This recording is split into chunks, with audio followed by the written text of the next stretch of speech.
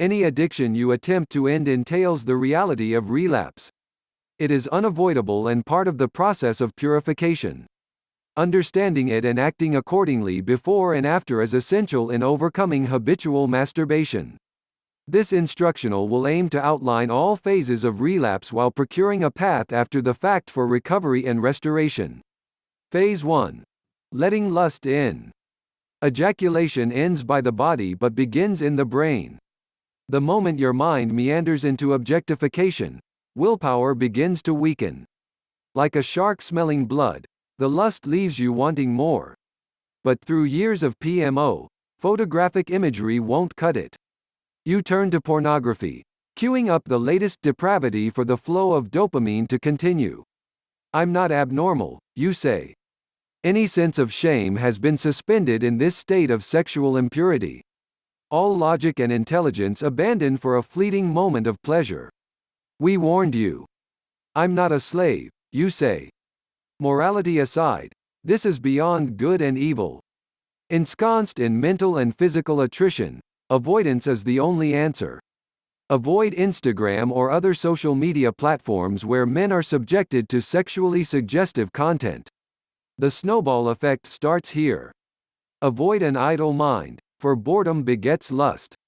Avoid alcohol and all other drugs. Willpower is weakened by giving a gateway to these unnatural alterations.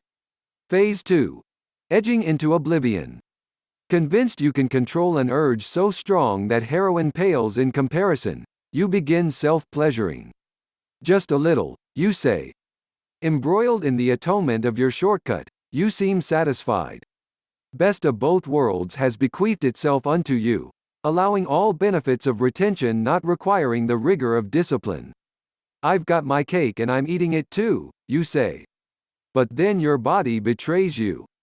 You're spilling semen involuntarily, helplessly drowning in the hedonism you helped create. A streak built by the drop, now lost by the bucket. All your intentions eviscerated by the urge you now realize is uncontrollable. This is the reality of relapse. Phase 3. Chaser effect activated. Laying in shame, addiction asserts its authority over you. Its grip tightens and tethers to the idea that everything is okay. Binge mentality moves into your train of thought. You're convinced that rock bottom is the only building block for abstinence. To feel better, I must first feel shitty, you say. Compromised and corrupted, the demons have dug deep. Daring to deny them now might mean actual awareness of how far you've fallen. Crushed confidence can't allow that, so shackled you become. In the end, inevitable it was. Control that could not contain the primal mind. Phase 4. Road to recovery. Arduously you arrive back at overcoming addiction. Help you sought could not be bought, but the brother who hath been to hell and back brings best advice. Small steps for the saint are strides for the sinful, so pursue passionately. Immediately after relapse, take a cold shower.